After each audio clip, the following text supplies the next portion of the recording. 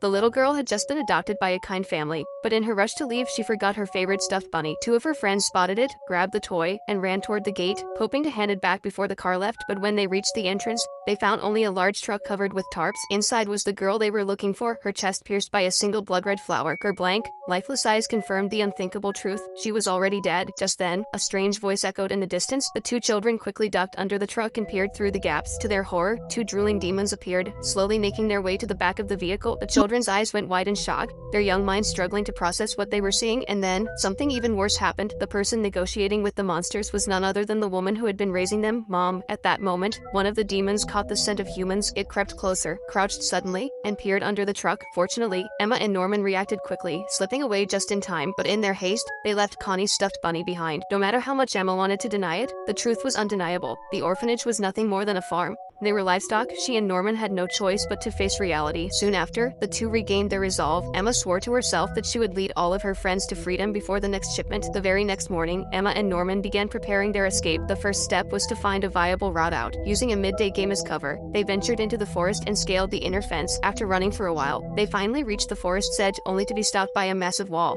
towering more than 10 meters high. It was clear now, if they wanted to escape, they would need ropes to climb over the wall, but on their way back, they noticed something unsettling. Isabella seemed to deliberately flash her pocket watch in front of them, then used it to locate a missing child with uncanny precision. It was a warning. She was letting them know she could track every child's movements whenever she wished. And so, Emma and Norman's mission now had an additional, urgent task.